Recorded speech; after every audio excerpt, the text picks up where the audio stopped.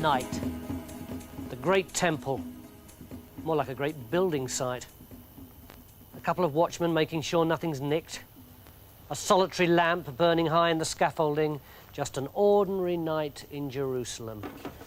Suddenly, torches flare, raucous chanting, the thunder of feet on cobblestones. It's students marching this way, and they're angry. Look at that stupid great Roman eagle on top of the gates. How dare they stick it over our temple? This is our land, our holy place, our God. They clamber on the gates, spit at the eagle, and daub it with paint. Zachariah the priest moves through the angry crowd, and he doesn't even notice. His mind's in a turmoil. This is his special night. The first time in his life he's been chosen to light the incense. His turn to pray for the poor, battered Jewish people. So why does something else keep exploding in his mind? He must shut it out! Shut it out! A wild-eyed crazy grabs him by the shoulders. The Lord is coming, raves the man. He will cast the godless into a pit of fire. The small band of worshippers drag him away, and Zachariah enters the Holy of Holies alone. There's a chain wrapped round the eagle now. More and more Jews join the throng and yank at it. Holy men, revolutionaries, different factions, different slogans. They'll be enemies again tomorrow. Tonight, they're blood brothers. The eagle bends double and crack! It comes crashing to the ground. A watchman topples from the scaffolding with a knife between his shoulder blades. The crowd goes wild. Zachariah tries to light the incense, but his hands are shaking. How can I think with all this noise? How can I? Then the thought hits him like a hand grenade. How can I not have a son? His mind races back to this morning. His wife Elizabeth with tears in her eyes. I can't have children, Zachariah. I'm too old. That's final. Desperately, Zachariah tries to concentrate. Crowds screaming, lights flashing. He can't bear it! He can't bear it! Then suddenly, the noise of the crowd seems a million miles away. You will have a son, says a voice deep inside his head. No, cries Zachariah in despair. Believe. I can't! Then you will be punished for your unbelief. And a terrible pain sears through Zachariah's mouth. Outside, Harrods' troops are dragging away the ringleaders. The injured and dying lie bleeding in the courtyard. Zachariah stumbles from the holy place. What happened? Ask the worshippers. But the priest says nothing. His mouth flaps uselessly up and down. He's been struck dumb.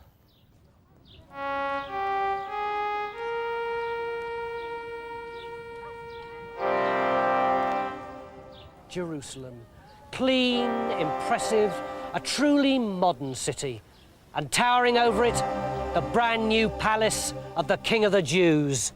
You are so ungrateful, cried King Herod, and the tears were welling in his eyes. I'm building this for you, it's wonderful! And you riot and break things and spray graffiti on the walls. The student leaders cowered in the corner. I love Jewish people! Cut me! Cut me! I've got Jewish blood myself! So why do you hate me?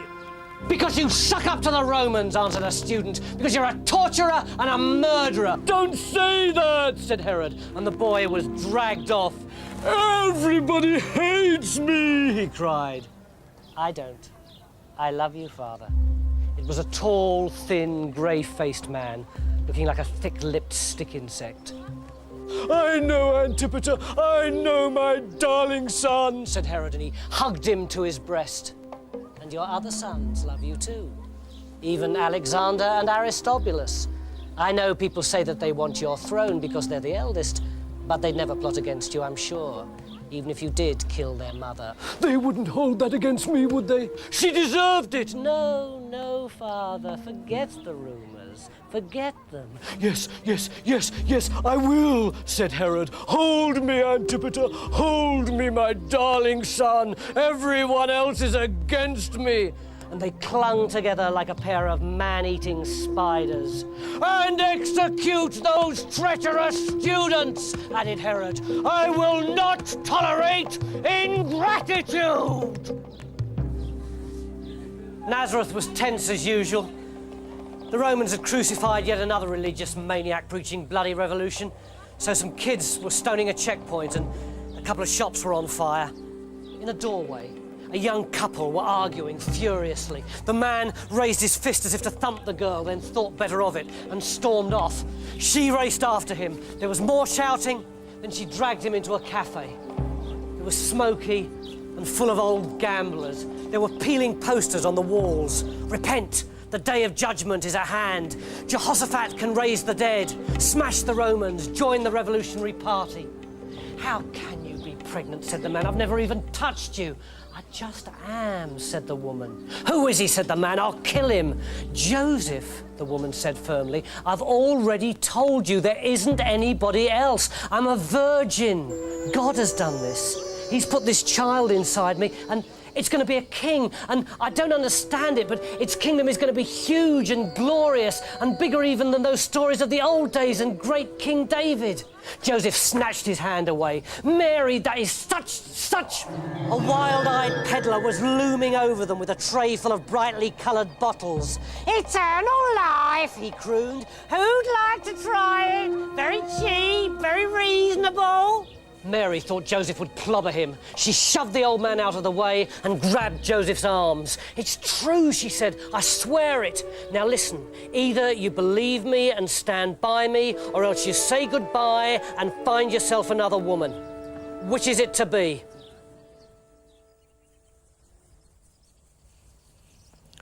Salome was holding a secret party deep among the tombs of her ancestors. She was 40, gorgeous, and utterly lethal. All the conspirators were there. Herod's ex-wives, Salome's bimbo boyfriends, ambitious courtiers and hangers-on. There was a hammering on the stone they'd rolled across the catacomb. Was it the Romans? Or Herod's private army? Would they wake up tomorrow hanging from Roman crosses? Was their honoured guest, the chief conspirator, Antipater, the stick insect. "I have a little news for you," he said softly. "My sweet elder brothers will be executed tomorrow. Darling Daddy's signed the death warrant." Salome shuddered with pleasure. "What was the charge?" "Oh, plotting," sighed Antipater. "Letters were found that proved they planned to kill the king, that sort of thing. How should I know? I'm merely an innocent bystander." The partygoers howled. "Innocent bystander? He'd only plotted the downfall of his brothers to the finest detail." "So, now you are heir to the throne," said Salome. "And once my brother Herod is dead..." "No!" hissed Antipater. "I need that throne now. I sail for Rome tomorrow, but by the time I return, I want that old pig assassinated." "But he's surrounded by security day and night. No one can get near him." "No one except someone he trusts absolutely," said Antipater. "Someone like his brother. Where is Pheroras?" Herod's brother was cavorting in a coffin with a couple of ladies in waiting. They dragged him out and told him what he had to do. No, he gasped. "I can't." "You will," ordered Antipater. "Because if you don't, Herod will find out what a traitor you are, and then he'll cut your pretty hands off, won't he?" Joseph lurched from bar to bar, and his mind was in a whirl. Mary had gone. Why had she left him? A crowd of sick and dying were on their knees praying for a miracle. Roman lookouts spat at them from the rooftops. What a crazy country. When would they be free? When would someone come along and save them from their misery? Someone slipped him a leaflet. He didn't even notice who it was. He just crumpled it up, shoved it in his pocket, and stumbled home. Mary couldn't stop shivering. The desert's cold at night. Still, only a few more hours and she'd be there. She'd had to get out of Nazareth, the noise, the violence, Joseph's anger. Why wouldn't he believe her? When had she ever lied to him? At first light, she could make out her cousin Elizabeth's house ahead of her. Elizabeth and her dear old husband, Zachariah. He was always good for a bit of a gossip. It would be really nice to hear his old voice again.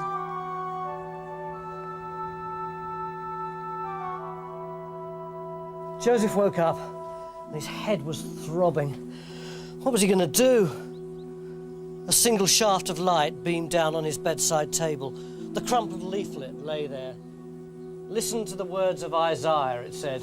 I prophesy that once again a great Jewish king will rule your land. Then the tyranny of foreign rulers will only be a memory. For a long time, he paced around, chewing his fingernails. A new king of the Jews, here in Nazareth, greater even than good King David?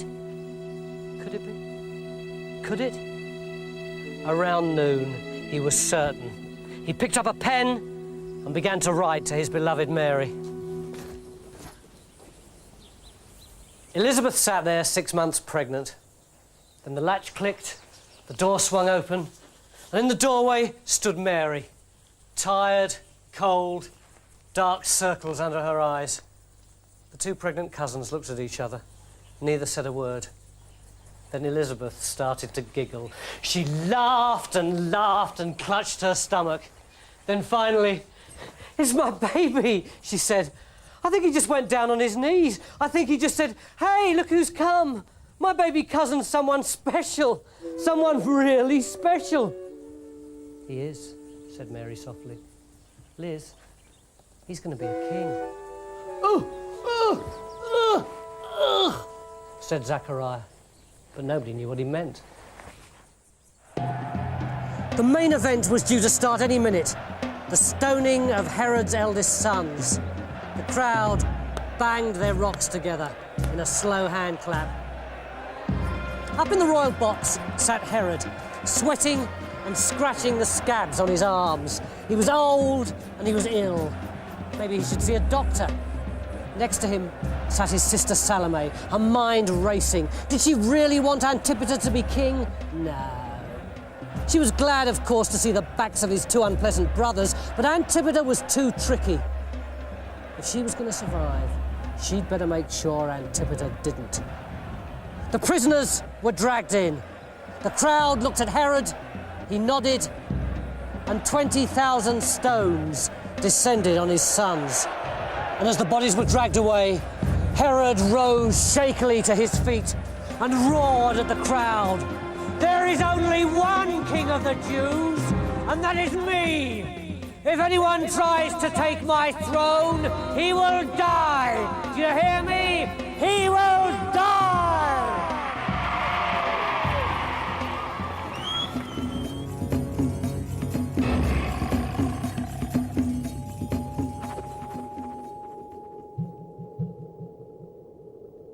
Something was moving out there. The sun beat down and the whole desert seemed to throb. The little girl screwed up her eyes. 5 long-haired, ragged figures were striding towards her. She cried out in fear and her mother rushed out to see. "It's the Sons of Light," she whispered and dropped to her knees. The men were almost on them now. "Lay your hands on us, Holy Fathers," she cried, "and give us your blessing." But the men didn't give her as much as a glance. They strode straight past her, their eyes blazing, and disappeared into the distance. The villagers were clustered round Elizabeth's baby, petting him, making little baby noises. But he didn't look very sweet. He was red-faced, howling with anger, his little fists beating the air. Mary sat to one side, rereading her letter. So Joseph wanted her back again. She'd go home soon. "John!" shrieked her maiden aunt. "You can't call the baby John. Call him Zachariah like his father." "I'd really rather call him John," said Elizabeth. "It's out of the question," said the eldest uncle. "He must have his father's name." Then out of the desert strode the Sons of Light, gaunt, powerful, looking like nothing would stand in their way. "Let the father decide," said one of them, and tossed the slate to Zachariah. There was a hush as the old man scribbled away. Then he held it high above his head. "John," it said.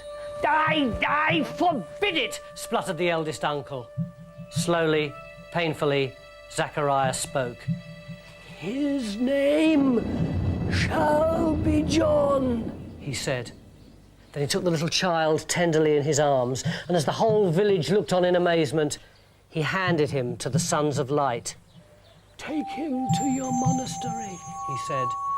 "He is a special child. I have dreamt he will prepare the way for the Great One who is about to appear."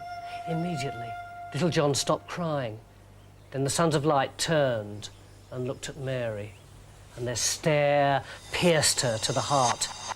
Then off they went with the little child back into the desert. The foul-smelling green liquid trickled into the empty bottle. Salome popped the elegant stopper on the top, smiled, and handed it to her favourite slave girl. "This should fix Antipater," she said.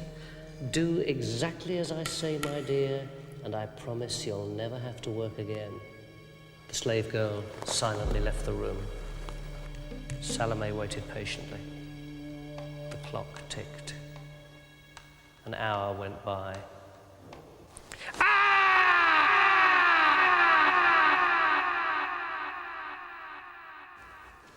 In the stateroom, King Herod was in floods of tears as he clutched the body of his dead brother Pheroras. "How did this terrible thing happen?" he cried.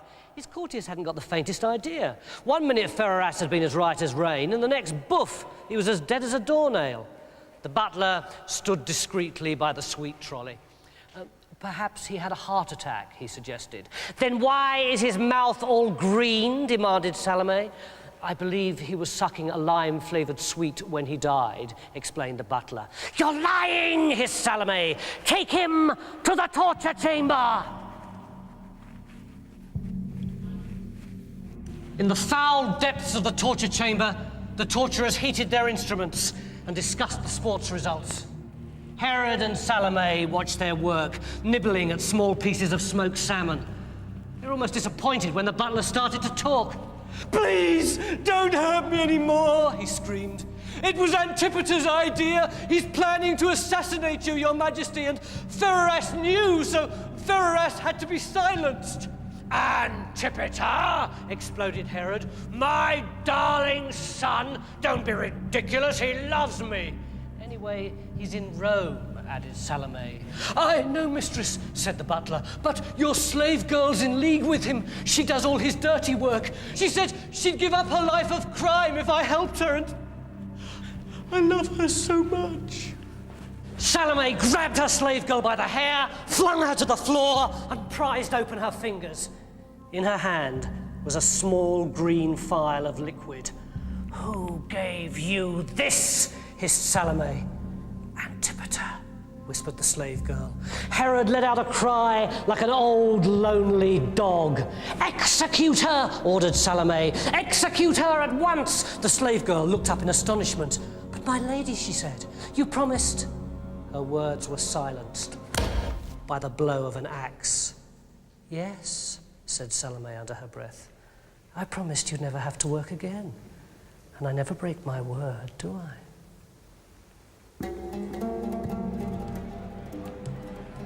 To Antipater! In Rome, the Emperor Augustus was toasting his honoured guest. Antipater was in heaven. What a fantastic party. What brilliant food. He'd have to make himself sick soon to make room for some more. The Emperor leant back and whispered, "I'm not happy. I know your father has been successful in dealing with the fanatics and religious maniacs with which your irritating little country is riddled, but it's getting very expensive to police." "Don't worry, Your Majesty," said Antipater. "Your coffers will be overflowing again soon. I will send word that a new tax must be introduced, with every penny going to you." "And why should you do that for me?" asked the Emperor suspiciously.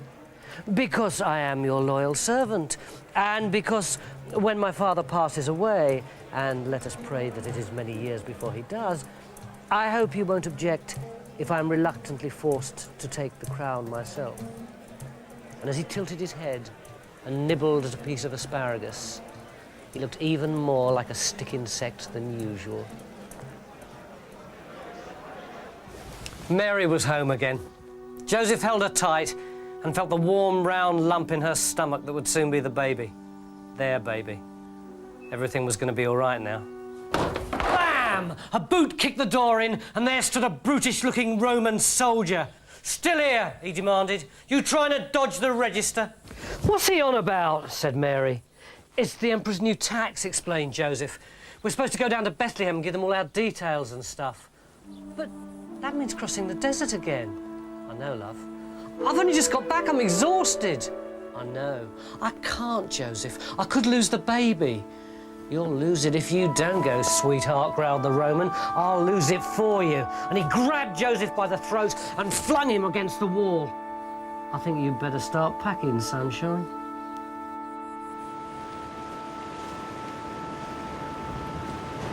Antipater sailed back from Rome in triumph. The emperor was his good friend, and provided Pheroras had got rid of Herod, Antipater would be king of the Jews in a few hours. As the boat approached the harbour, he waited for the crowds to start cheering. That was one of the nice things about being a royal. The crowds cheered no matter what you did to them. Except this time, there was silence. He raced up the steps and onto the quay. Where was everyone? Where was the red carpet? A solitary messenger appeared out of nowhere. "The king wants to see you straight away," he said. Antipater felt a sinking feeling in the pit of his stomach. If his father was still alive, what had happened to the assassination plan? 500 miles away, a tousle-haired professor was leaping through his university shouting, "I've done it! I've worked it out!" Students left their parties and ran after him. Teachers jumped out of bed and joined the throng. Soon the whole place was jam-packed full of excited scholars. There was a hush. Then the professor flung down a map covered in 1,000 complicated calculations. The whole university pored over it, checked it, rechecked it. Then finally, "Yes, that's it," they shouted. "You must leave straight away." And the professor and his two brightest research students mounted their camels and galloped off into the distance. A huge demonstration had taken over the whole of Nazareth. "Smash the tax," the crowd chanted. "Can't pay, won't pay." Then the Roman army moved in, thumping the demonstrators with clubs, lashing out with their boots. Stones were thrown, scuffles started. Mary was shoved this way and that. And where was Joseph? She couldn't find him anywhere. She slipped to the ground. A beery Roman loomed over her with a horrible grin on his face. He reached out to touch her cheek. Then suddenly, out of nowhere, an arm was round her and she was whisked into a tiny side street. It was Joseph, pleased as punch. "I thought I'd lost you," gasped Mary. Then she burst into peals of laughter. "What is that thing?" she said. "What's it look like?" replied Joseph. "It's a donkey. I know it's pretty clapped out, but at least it'll get you to Bethlehem. Come on, hop up." Antipater swallowed hard and opened the door to the throne room. Was he about to die? "My son, I've missed you so much," gushed Herod. And he leapt to his feet, flung his arms round Antipater and covered his cheeks with wet kisses. Behind the throne stood Salome. Discreetly, she winked at Antipater. Antipater winked back and breathed a sigh of relief. So, everything was okay. "Your enemies say you hate me," the king went on. "They say you want to kill me." "Father, who are these traitors? Let them be executed immediately," said Antipater in a shocked voice. "It will be done, my darling son, all in good time. But hey-ho, affairs of state, I have a meeting to attend. Go and have a bath.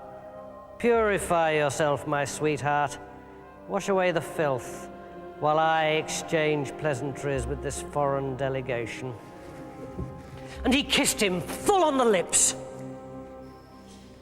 Antipater laughed out loud as he unbuckled his tunic. So, he was still alive, still the apple of his darling daddy's eye. Pheroras may have bungled the assassination, but there'd be plenty more chances. He unbuckled his sword, unstrapped the dagger from under his arm and the stiletto from his leg, and waded into the pool. How nice to be home. There was a polite cough. He looked up. The pool was surrounded by Harrods' bodyguards with their swords drawn. "The king says you want all traitors executed immediately," said the captain of the guard. "So you'd better come along with me, hadn't you?" Herod was feeling irritated. His son was a traitor, his scabs itched, and these foreign university professors were driving him mad with their chatter. "And then, Your Majesty," they were saying, "our astronomers discovered a major new star never before identified, and that clinched it for us. That, coupled with our research into biblical prophecy, has proved beyond a shadow of doubt that an event of major significance is about to take place. A very important person is about to ascend onto the world stage." So what? Thought Herod. A new king is going to be born right here in your territory. Isn't that exciting? Suddenly, Herod forgot his itching. "A new king," he said, "here in my kingdom. How wonderful, how wonderfully wonderful. Tell me, where exactly will this take place?" And he forced his lips into the friendliest of friendly smiles.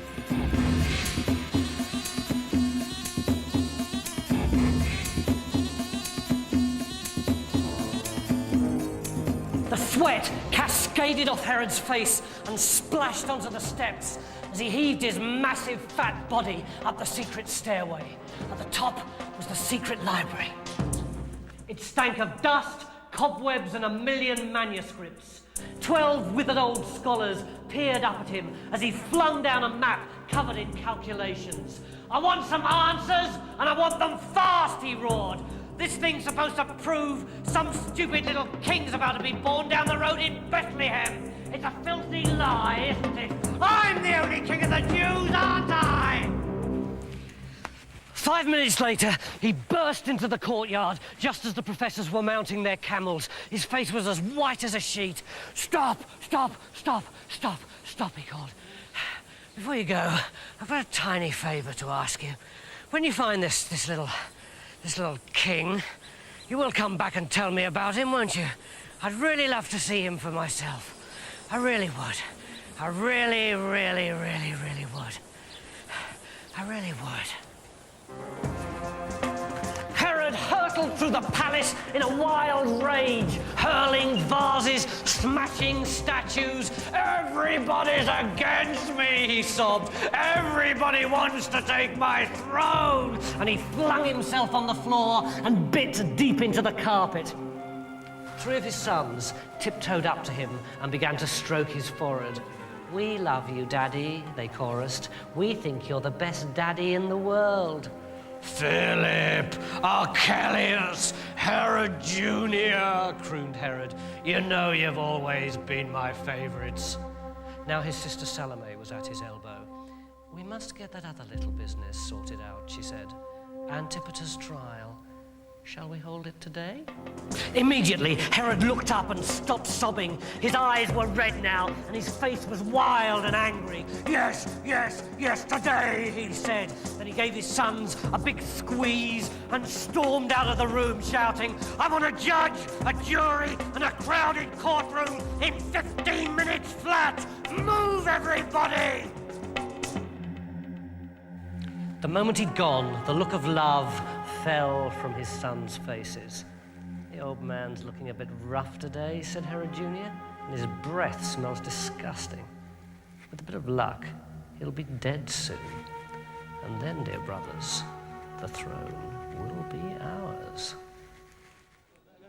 Out in the streets, the royal messengers raced from door to door. Lords and ladies hopped from their beds half naked. A judge was found under the table of a public house, and the streets rang to the sound of the rich and famous, hurrying towards the courtroom to meet Herod's deadline.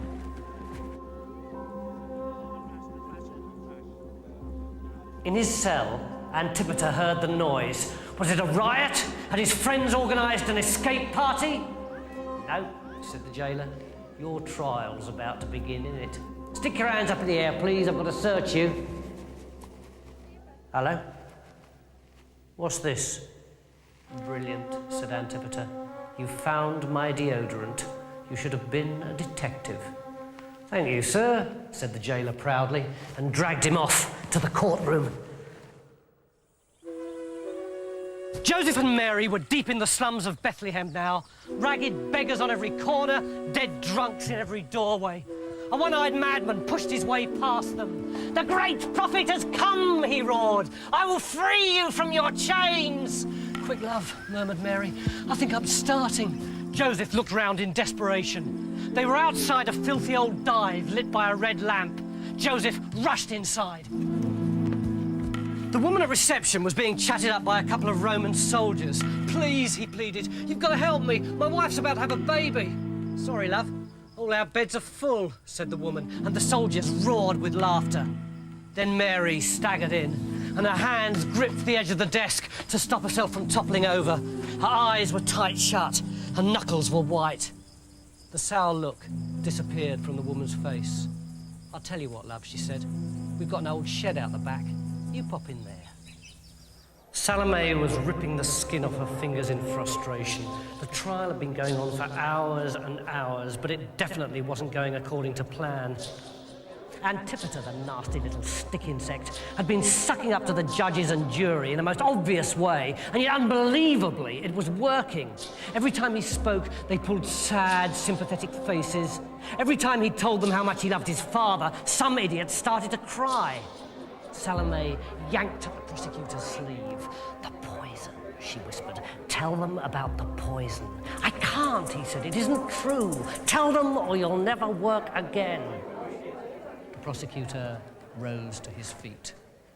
My lords, he said, we wish to introduce a startling new piece of evidence. And he placed a small bottle on the table. This poison owned by Antipater. Antipater snorted with derision. It's deodorant, you clown, he said. I say it is not. I say it is deadly poison purchased by you to kill your father. Rubbish, laughed Antipater. Absolute rubbish. Salome modestly raised her hand. My lord, she said, may a mere woman make a suggestion? Might we not put this liquid to the test? Let us give it to some prisoners. If they die, then Antipater must be punished. But if they live, as I'm sure they shall, then Antipater will be proved innocent and shall once again take his rightful place as his father's heir. What do you say? Joseph smiled and smiled and smiled. His very first delivery, eh? He should have been a doctor, not an odd job man. He looked at the little baby cradled in his arms. His face was a bit red and it was all scrunched up, but basically, it was fine. Really fine. A little baby boy, eh? Brilliant. Mary lay on the floor, exhausted. Get us that bag of Swedes, love, she said. I need a pillow. I feel like I've been beaten up by an entire Roman street patrol. Joseph looked round. I'm holding the baby, he thought. I can't just drop it on the floor. Then, with one foot, he yanked over the donkey's food trough, popped the baby in it, and went over to help Mary. The two prisoners seemed fine.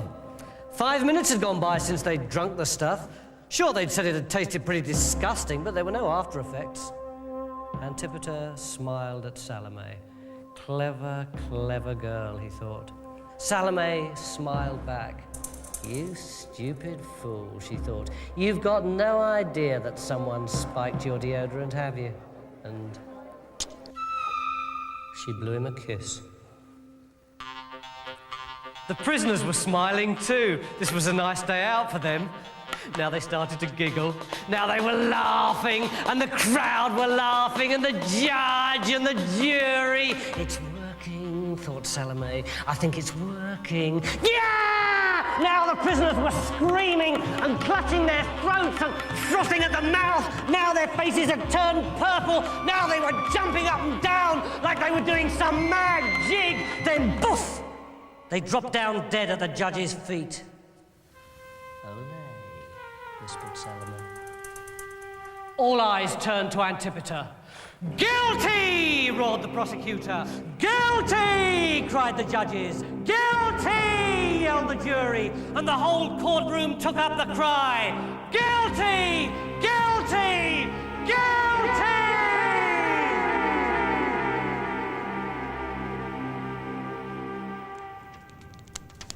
Amazing things have been happening around Bethlehem, said the old shepherd as he ladled out the soup to his mates. 5-leafed clovers have been growing in abundance. Seagulls have been seen to fly backwards. Only yesterday, a hen laid a pair of hard-boiled eggs. "What's in this soup?" whispered the shepherd boy. "Rabbit, nettle, and wild mushroom," said someone else. "These miraculous doings," continued the old man, "are signs that a great event is about to unfold. That of which the ancient prophet spaketh of will soon come to pass. A great king will appear, a wondrous holy man who will do marvellous things." "I ate this soup," said the shepherd boy. "Always gives me the jip."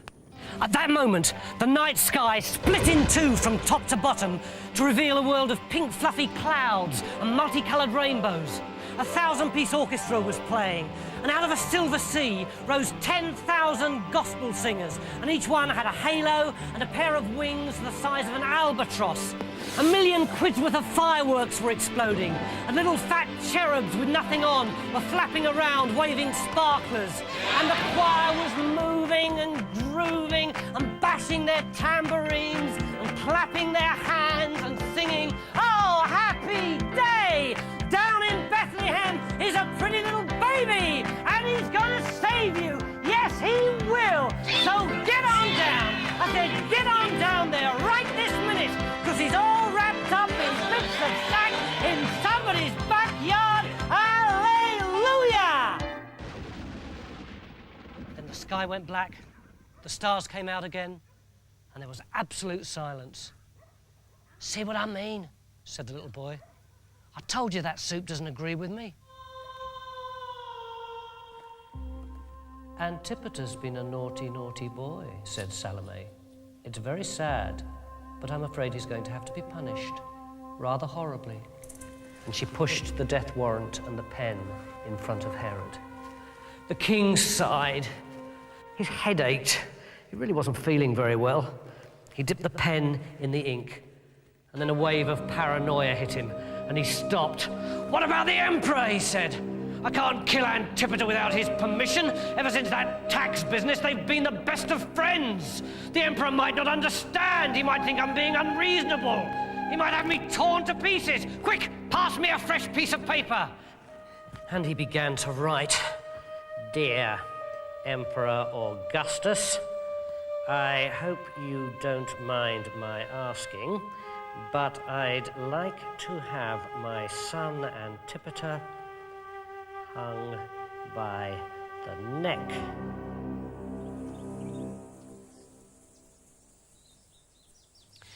Joseph had just finished watering the donkey, mucking out the shed and straightening Mary's sack of Swedes, when a little shepherd boy popped his head round the corner. "No, he's not in there," he called out. "Let's go home. We've looked in every lean-to in Bethlehem." "What are you doing?" hissed Joseph. "You'll wake the baby." Immediately, 6 shepherds pushed past him and raced into the shed. There, in the feeding trough, was this tiny little baby blowing bubbles. The shepherds dropped to their knees. "It's him, it's him," whispered the oldest one. "Tell us, what name have you given this holy babe?" We haven't quite decided yet," said Joseph. "What do you reckon, Mary?" "Jesus," she said. "Jesus," repeated the old shepherd. "Jesus." And a little tear trickled down his cheek. Herod finished his letter and his head was throbbing. was feeling awful. Was he going to throw up? He really should see a doctor. Then his nose started bleeding again. Drip, drip, drip. The blood splattered all over the letter. Then he felt a fierce pain in his side. He thought he could taste kippers. Everything was spinning out of focus. Help! He called. Help me! I'm dying! Your king is dying!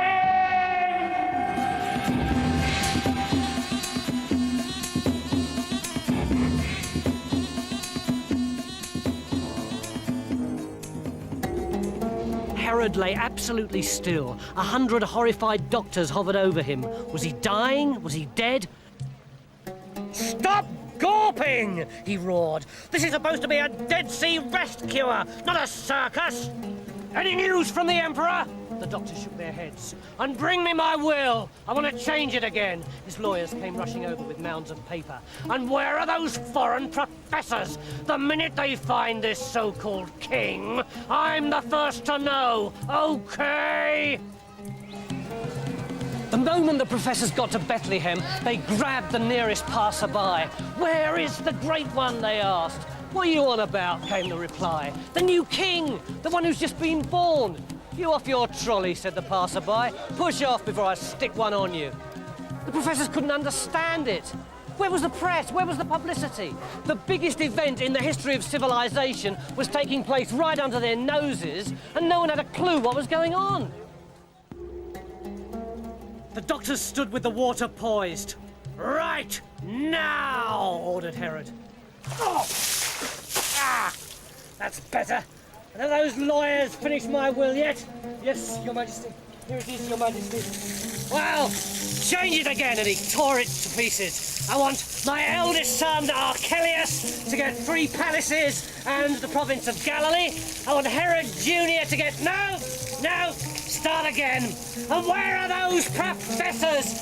They haven't come back yet, Your Majesty. We'll get security to winkle them out. I want them banged up till they start to speak. How many kings of the Jews are there? 1, Your Majesty. You, Your Majesty. Exactly! And no one better forget it! The professors scoured the newspapers, nothing. The listings, magazines, nothing. An old crazy, one of the sons of light who lived some mad religious life on the shores of the Dead Sea, was ranting away on a soapbox. God doesn't want your money, he shouted. Live like us in the desert. It's your only chance. A Roman patrol moved in. Move along, he shouted. The shopkeepers are complaining. You're putting off the customers. The man raved on. When the great day comes, God won't reward the rich and powerful. He'll be searching out the poorer quarters where the ragged people go. Then his kingdom on earth will be ours, and ours alone. The Romans kicked him to the ground while the crowd jeered. Yeah, some kingdom, they laughed. What, the kingdom of the slums, eh? Yes, said one of the professors. That's it! We've been looking in the wrong place altogether. You're right, chorused the other professors excitedly. And they headed off for the inner city. Herod flicked a little red worm into the water. I'm feeling better now, he beamed. Much better. His doctors breathed a sigh of relief. And I want to alter my will again. The lawyers went rushing round looking for more paper. Herod flicked another red worm off his arm. Where are these stupid things coming from? He grumbled. Right, the will. I want to give Philip all my land. I want to give Herod Jr. all my castles. I want... No. Start again. And he heaved his massive, hairy body out of the water. Come on, everyone, he ordered. We're going home. And as he limped up the beach, everyone could see, but no one dared tell him where the little worms were coming from. The running sores on his back were as mouldy and rotten as a maggot-infested apple. And don't forget those professors, he roared. If they won't talk, have them tortured!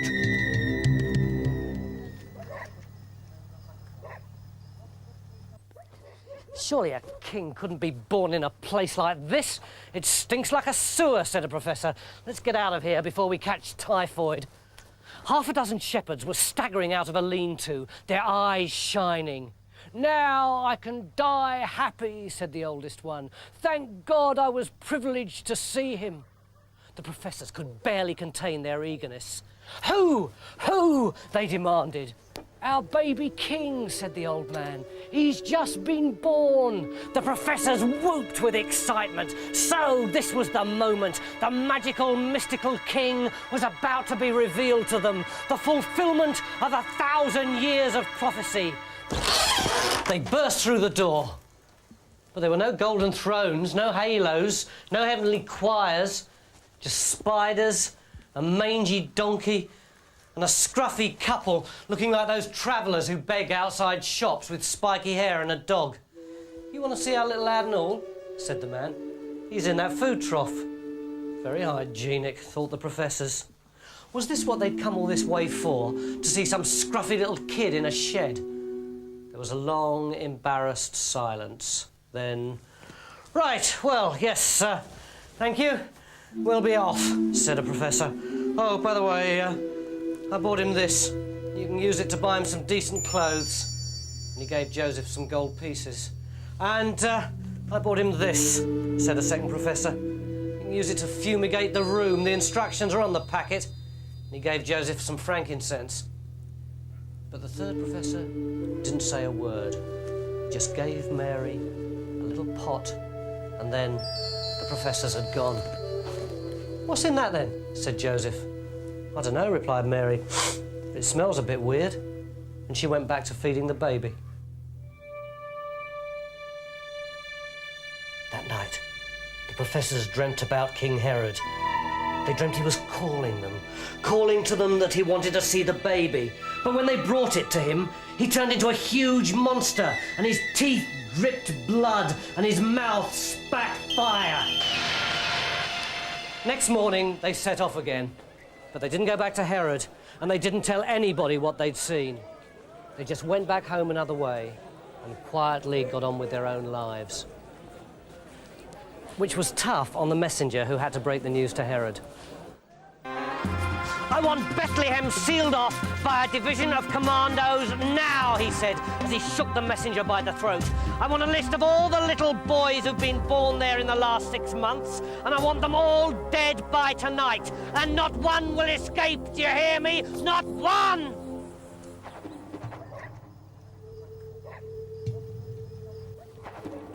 There was a noise outside. Was it a robber? Had word got round about the gold coins? No. Lying in the courtyard in a pool of blood was the Son of Light. Mary and Joseph knelt by his side and cleaned his wounds. "This town has a curse on it," murmured the old man. "Everywhere I smell the stink of death." The little baby started to cry.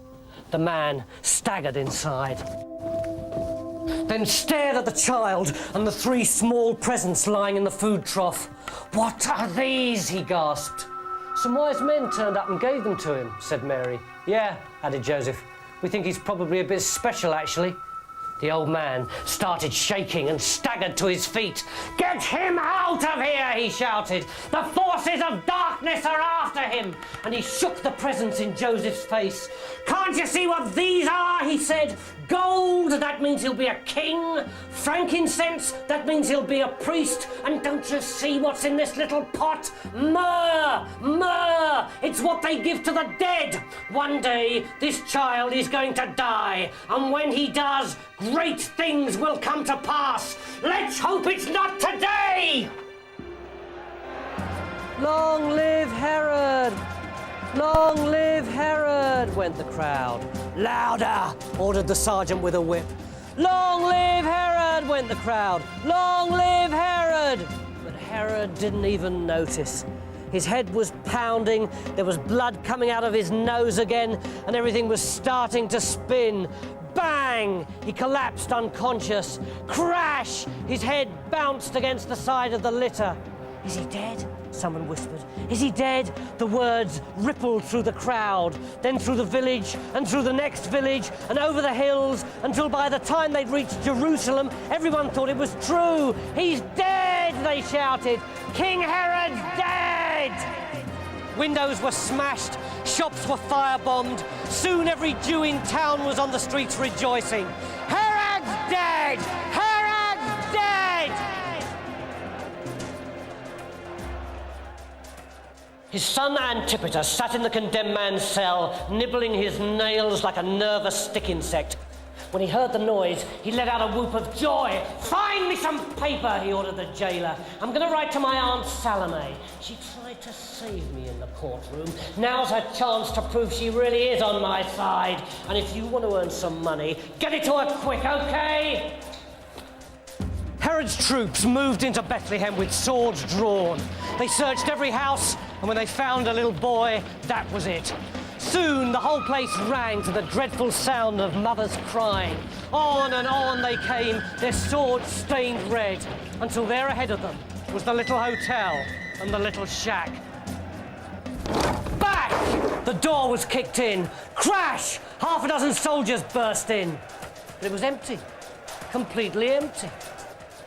Mary, Joseph, Jesus, and the donkey were heading south, far away from Herod, towards the safety of Egypt.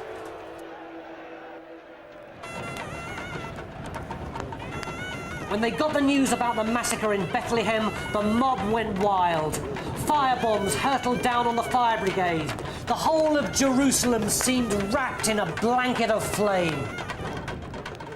Herod Jr. was fanning his father's face. Philip was stroking his forehead. Archelaus was massaging his feet. "Father," said Herod Jr., "the Emperor's reply has come at last. He says it's okay. If you want Antipater executed, that's fine. Shall I give the order?"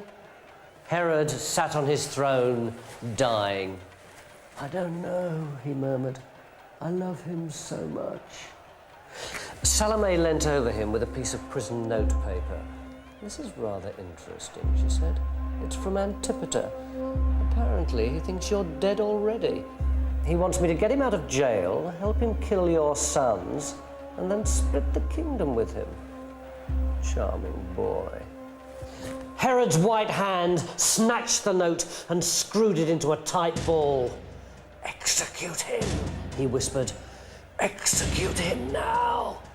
Then his hand went limp, and the paper ball dropped to the floor.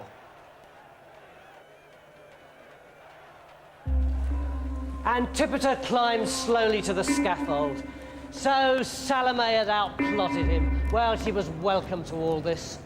Below him lay his father's beloved city, whole blocks being burnt to the ground by the very people he'd built it for. Antipater began to laugh. He laughed and laughed, and then there was silence. And all that could be heard above the crackle of the flames was the creaking of the rope as it swung to and fro.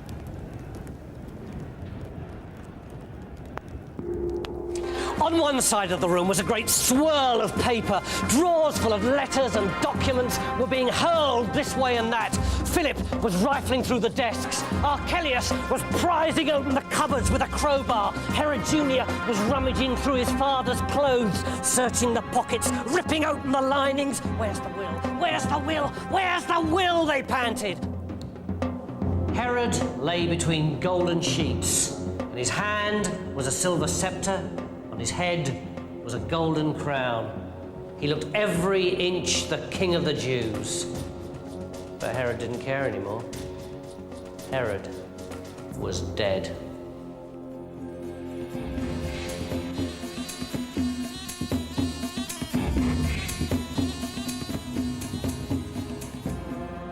The band played the death march.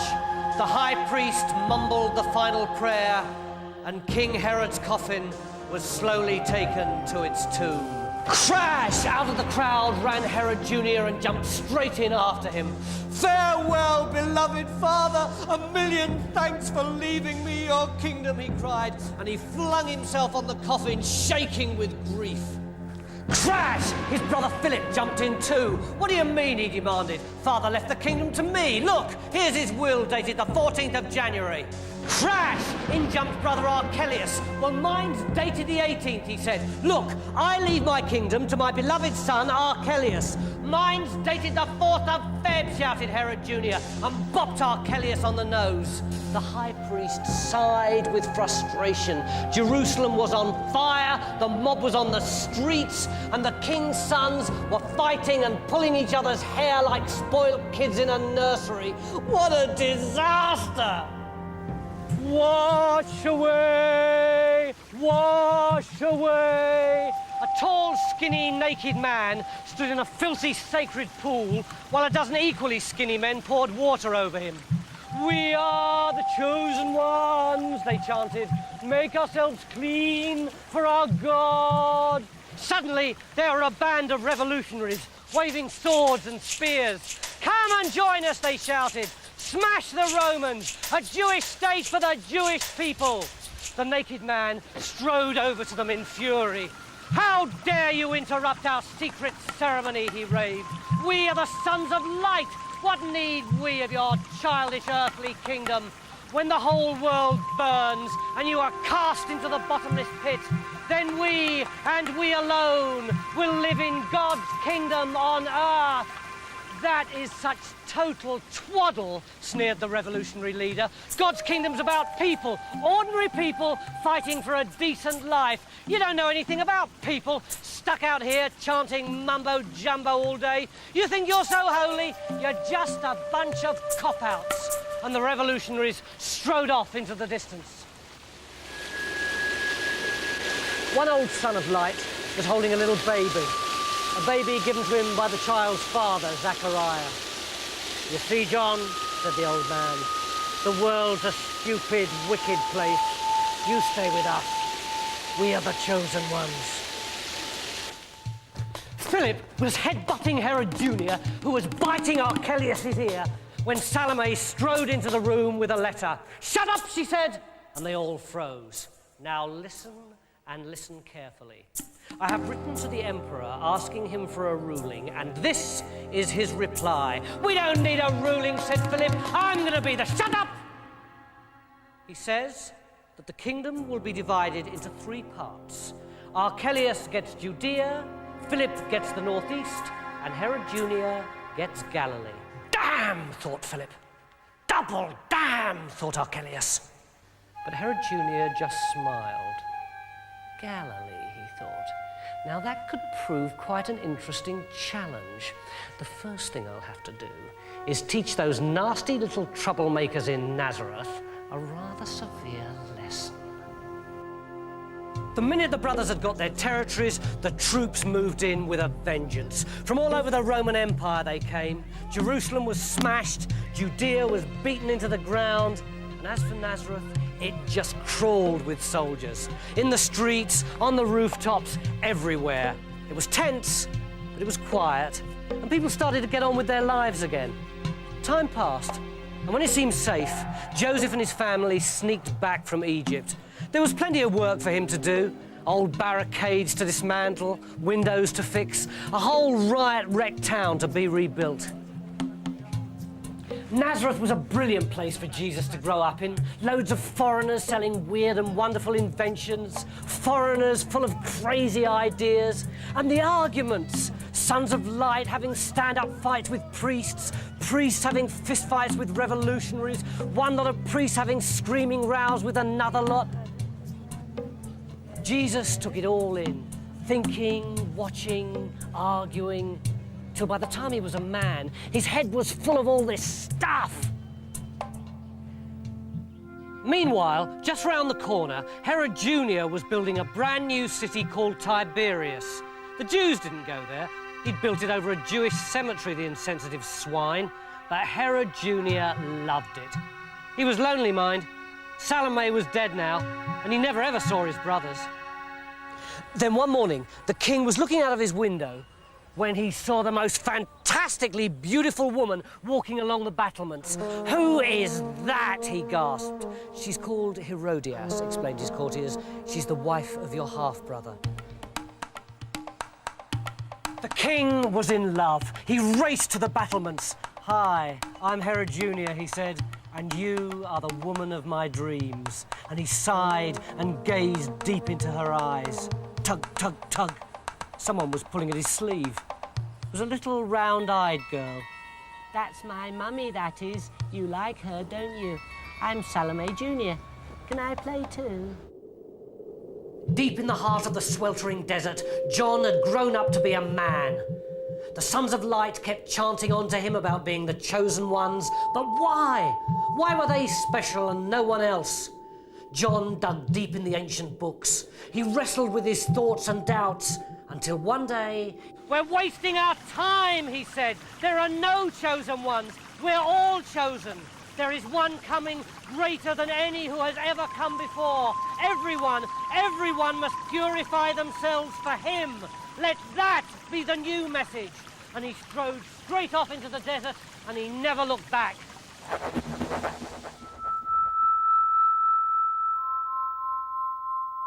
For a long time, he stayed in the desert. Then, dirty and dishevelled, he went down to the River Jordan and started preaching. He was amazing. The people loved him. Every day, hundreds queued up to be washed and purified. And on the banks, everyone was arguing and squabbling. Who is this bloke who's coming? Will he be a holy man, a king, a freedom fighter, some sort of god? The crowds got bigger and bigger until finally John had to bring in assistance. Take a ticket and move forward when your number's called, shouted Andrew. No food in the water, please, shouted his brother James. The world is a terrible place, full of all sorts of wickedness, John's voice echoed across the water. Too right, murmured Andrew. Even your ruler, Herod Jr., is an evil man. Careful, murmured James. He has taken his brother's wife, Herodias, and is living with her as man and wife. The brothers looked at each other. That kind of talk meant big trouble. Herodias blew gently into Herod Jr.'s ear. I think you're going to have him killed, my darling, she whispered. We can't have a jumped-up rabble-rouser saying nasty things about the royal family, can we? No, said Herod Jr. It's too dangerous. He's a man of God. Is my new daddy a cowdy custard? Said Salome Jr. That's not very nice, is it? Herod Jr. sat the little girl on his lap. Listen, my darling, he said. If I have him killed, the nasty poor people might start to riot, and we don't want them burning down our nice new city, do we? No. I'll just pop him into prison for a bit, and I'll make his life so unbelievably horrid, he'll never dare say anything nasty about us ever again, all right? Oh, good, said Salome Jr. Can I watch? The Jordan was jam-packed full, and more people were coming to be washed in it.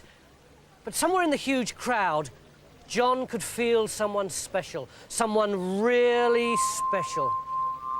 He looked up, straight into the face of a man he vaguely thought he knew, a young man about his own age.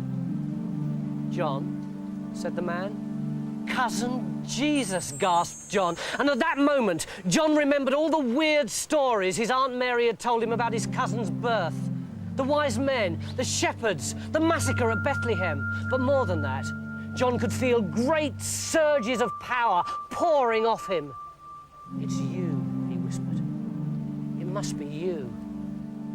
Wash me in the water, John, said Jesus. No, said John, it's you should be washing me.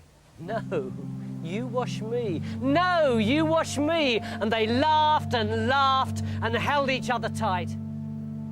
Then John tenderly took Jesus' shoulders and pushed them under the water.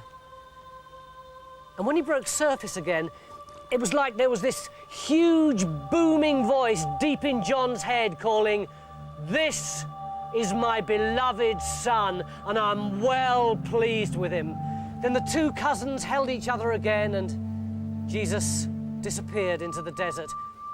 And as John watched him, James and Andrew came rushing up. "John, there's a Roman patrol, they're here. They say they're going to arrest you, shall we fight?" "No," said John. "Let them take me." "But what about us?" cried Andrew. "What shall we do?" "That man," said John, pointing to Jesus, disappearing into the desert. is the one that the world has been waiting for. Follow him. On the tiny stage, Herodias straightened her daughter's pretty costume and lit the candles on the birthday cake. "Now, my darling," she whispered, "you know what you have to do, don't you?" Salome Jr. nodded. Then the curtains opened, the lights came on, and the little girl began to sing. "Happy birthday to you, happy birthday to you." Then she jumped off the stage and ran straight up to Herod Jr. "Happy birthday, new daddy, happy birthday to you." And she gave him the cake. The guests roared and clapped and cheered. "Darling," said Herod Jr., "that was lovely, truly lovely. Now, what little gift can I give to you?" "Can I have anything?" "Yes, my darling, anything at all." "Then I'd like John's head on a silver plate, please." The guests went silent. "You know, that horrid man in our prison who keeps saying nasty things about you and Mummy. That is what I'd like. And you did say I could have anything I want, didn't you? Didn't you?" Later that night, Herod watched as they dragged John's body away. He was feeling really depressed. Still, who was John? A nobody. So were all that rabble out there, all nobodies. But he was a king. Everyone knew Herod Jr. Soon, he'd be even more famous than his father. One day, he'd be the most famous, most powerful, most influential man the world had ever seen. And which of those rabble could say that? Not one. Out in the desert, the buzz was going round. Down by the big lake, the fishermen were leaving their nets. In the tax office, clerks were screwing up their papers and running out the doors. Housewives were leaving their washing. Children were dropping their toys. Andrew and James raced from door to door with the news. "He's here, the one we've been waiting for. He'll be coming down the street any minute. Look, here he is." And as lonely Herod stood on his battlements dreaming of power, priests and sons of light and freedom fighters and everyone stopped what they were doing for a minute and went to listen to the one who had come